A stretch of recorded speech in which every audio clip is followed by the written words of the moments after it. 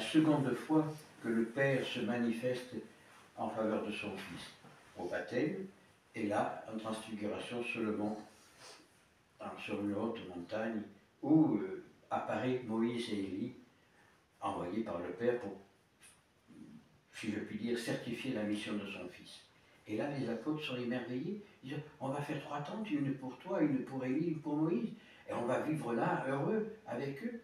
Jésus, non, il dit, ne dites à personne ce que vous avez vu, vous lirez lorsque le Fils de l'homme ressuscitera. Est-ce que les apôtres ont compris? J'en doute, parce que les passages après démontrent qu'ils n'ont pas compris le sens de ces paroles. Ils n'ont pas dit la vision, puisqu'ils l'ont dit après quand ils ont compris la mort et la résurrection du Christ, mais les 3/4 des apôtres, comme les Juifs de son temps, ne croyaient pas à un Messie messianique, comme on le voit maintenant. Ils voyaient dans le Messie celui qui allait rétablir la royauté d'Israël, celui qui allait renvoyer, bouter le Romain hors d'Israël et faire un royaume tel qu'il y avait au temps de David, de Salomon. Quant et à part Moïse, Élie e con Gesù sul monte, i discepoli non pensavano quello che ho visto, facciamo 3 tabernacoli, così viviamo tutti insieme, così nella gloria. Che per loro non c'aveva in mente il Messia come l'abbiamo imparato noi. No, per loro, per gli ebrei di quel tempo, il Messia deve essere quello che buttava fuori i Romani e per rifare la monarchia di Israele, il paese libero con Dio come re, di rétablir la royauté de David et de Salomon. C'est pas ce qui s'est passé. Hein. Donc, sûrement, les disciples ont été déçus. Mais ils sont allés jusqu'au bout, jusqu'à la jour de la croix, sont tous partis. Hein. Il n'y a que Pierre et Jean qui sont restés, mais les autres ont fui par la peur de la mort, bien sûr, par la peur de beaucoup de choses, mais ils sont revenus après, et avec Marie, ils ont reçu notre grâce. Mais là, c'est donc la 2e fois que le Père se manifeste vraiment. Mais les esprits n'ont pas compris de suite ce que voulait dire le Père. Quand le Père disait, celui-ci, mon Fils bien-aimé, en qui j'ai mis toute ma complaisance, écoutez-le. Écoutez-le dans le rapport qu'il a avec moi, dans la manière qu'il va vous présenter le Père, puisque Jésus nous dit, lorsque vous adressez à Dieu, dites-vous notre Père, adressez-vous à Dieu comme à votre Père. Hein. Tout ça, à l'époque, les Juifs et les apôtres ne l'ont pas compris.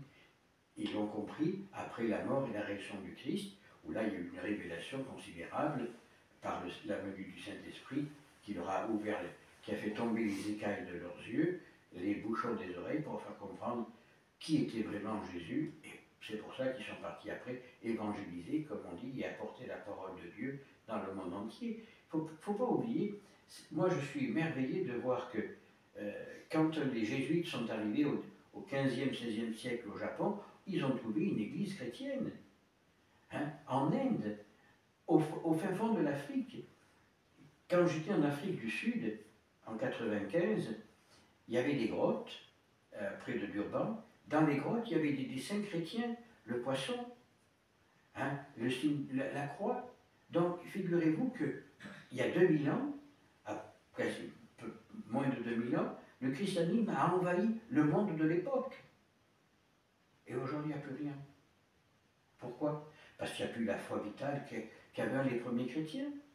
Hein? Avant, quand on voyait les chrétiens, on disait, regardez comme ils s'aiment. Hein? Il y avait entre les chrétiens une harmonie totale, ils partageaient tout. Aujourd'hui, on pourrait dire, regardez comme ils se détestent. C'est à celui qui tirera la couverture vers lui en oubliant les autres. Hein?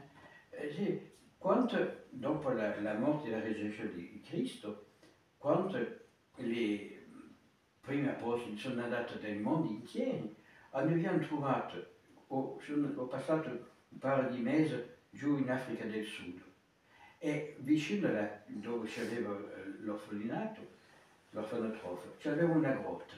Nella grotta c'erano delle pitture, si vedeva i pesci, il segno dei primi cristiani, delle parole del Vangelo, dove vuol dire che 2000 anni fa gli apostoli sono andati fino in Africa del Sud.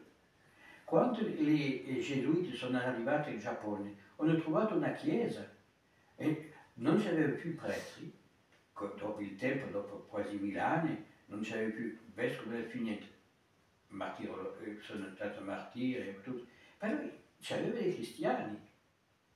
Vuol dire che 2000 anni fa non c'aveva aereo, non c'aveva pullman, non c'aveva macchina, non c'aveva treno, però l'Evangelo era da tutte parti. 2000 anni fa, quando si vedeva i cristiani, si vedeva, guardate come si amano quella gente. Così è che hanno fatto le conversioni. Oggi, quando si vedono i cristiani, quali sono tutti in guerra. Non c'è più amore qua dentro. È quello che ammazza l'altro per prendere la sua roba. Et questo che è tremendo. Et ça qui est horrible, il n'y a plus le feu sacré qu'avaient les premiers chrétiens. Et ce feu sacré, il ne commence par l'honnêteté envers les autres, la droiture envers les autres, et la vie, hein, le vivre dans l'amour. Hein. Et si on n'est pas comme ça, on ne peut pas évangéliser. Quelle image on donne du Christ? L'évangile, ce n'est que des paroles d'amour. Pardonnez 7 fois, 77 fois. Unissez-vous les uns les autres, partagez, donnez. Et dans le partage, hein, ce n'est pas l'humanisme. Aujourd'hui, on ne fait plus de charité, on fait de l'humanisme. On donne ce qu'on veut se débarrasser. Mon frigo, j'en veux plus, je vais donner à la voisine, comme ça, elle pourra aller payer la décharge. C'est ça.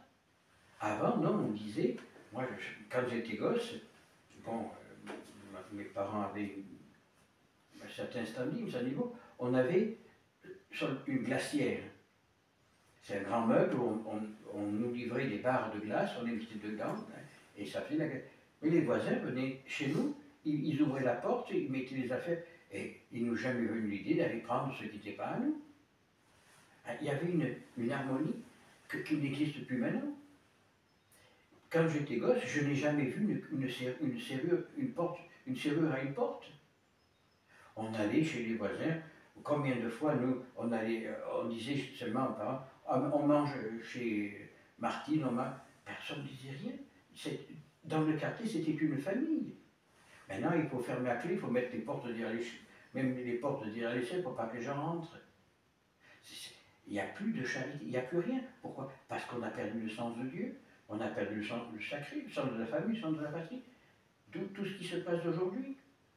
Hein? Des gamins, le plus jeune, 12 ans, 20 gamins, ils sont rentrés chez une dame de 80 ans à Paris et l'ont violée. Le plus jeune des gamins, 12 ans, le plus âgé, 16 ans. Moi, j'ai jamais vu ça quand j'étais enfant. Hein? On n'a jamais fait d'éducation sexuelle à l'école. Maintenant, on leur apprend ce qu'il faut faire quand ils ont 12 ou 13 ans, et ils en profitent. Alors on arrive à être saluté pareil. Hein? Abbiamo perso il senso della famiglia, il senso della moralità.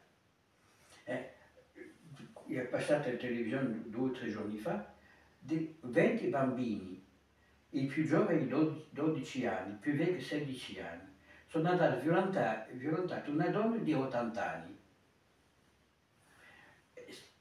Non c'è più moralità, non c'è più famiglia, sono fuori la strada. E così abbiamo buttato Dio fuori e è entrato il diavolo. Così tutto va male. Alors nous, petits troupeaux, et je reviens aux paroles de Benoît XVI, Benoît XVI a dit c'est des petits groupes comme le vôtre qui maintiendront l'Église, essayons nous de vivre cette harmonie chrétienne, essayons de vivre dans l'harmonie chrétienne pour que véritablement on puisse apporter un exemple aux autres, un exemple merveilleux à nos frères pour dire voyez comme ils s'aiment. Et s'ils s'aiment, c'est qu'il y a un problème. Dans ce problème, et bien partageons ensemble. Et on arrivera à réévangéliser le monde. Autrement, moi je suis persuadé que nous arrivons à la fin d'un temps. Je dis bien à la fin d'un temps, non du monde, à la fin d'un temps. C'est les prophéties de la Frodé, où à Marie-Jeannie, il a été dit que dans 150 ans, donc on y est là, le sang coulerait dans les rues de Paris. Ça commence. Hein, que la France aurait un chavirement complet. Ça arrive. L'Europe va mal. Pourquoi? Parce qu'elle n'a plus Dieu. La Pologne, qui jusqu'à présent se maintenait bien droite dans le christianisme, a commencé à voter la loi sur l'avortement. A commencé pour obéir à l'Europe, au mariage pour tous. Donc, tout va mal. Tout va mal parce que nous ne sommes pas capables de taper sur la table et de dire stop. Nous ne sommes pas capables, nous chrétiens, de dire stop. Le Saint-Siège lui-même, ce qui devrait être l'exemple de la droiture, est tout tordu. Parce que lui-même, quand on voit que le François, il a apporté la Pasucana, la déesse de la terre au Vatican, ils ont planté l'arbre de la paix dans le Vatican. Non, non. Dieu va châtier. Dieu va châtier fortement. Alors, si on ne veut pas être châtié, vivons comme en harmonie, comme étaient les premiers apôtres, comme étaient les premiers prophètes.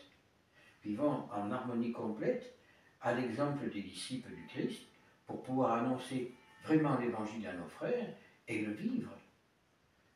Et c'est à travers ces petits exemples qu'on pourra, je dis bien, aider à sauver la terre. Parce que Dieu va venir, c'est prédit.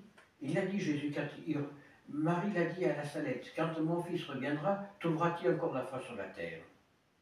Notre Seigneur, sur le monte de la Salette, vicino di Grenoble, a detto a ses due pastori, quando il mio figlio reviendra sulla terra, troverà-t-il la fede? Rimarrà-t-il la fede sulla terra? E Madonna ha detto no, ha pianto molto per questo. Ha detto sull'ombra dell'olivier.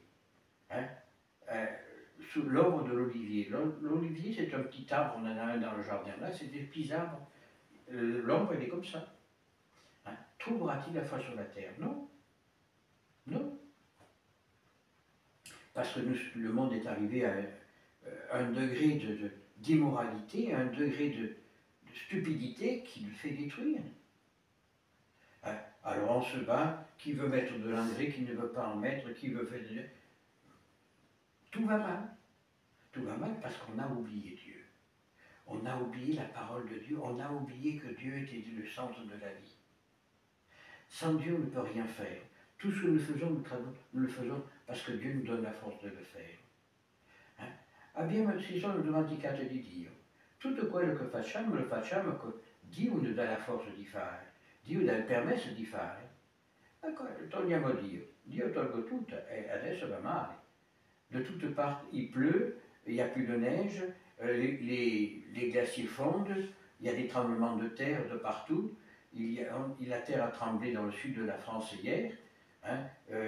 En Amérique du Sud, il y a des tremblements de terre. Il y a des volcans qui éteignent depuis des millénaires et qui se rallument. Ce sont des signes avant-coureurs. Ce sont des signes qui nous prouvent que le Christ va revenir. Et parce qu'il va juger le monde par le feu. Alors prions pour que nous soyons épargnés, si je puis dire, pas de cette venue, mais des conséquences de cette venue, et que nous soyons capables de l'accueillir en disant, à l'exemple du Père, celui-ci est mon Fils bien-aimé, en qui j'ai mis toute ma complaisance, ainsi soit-il.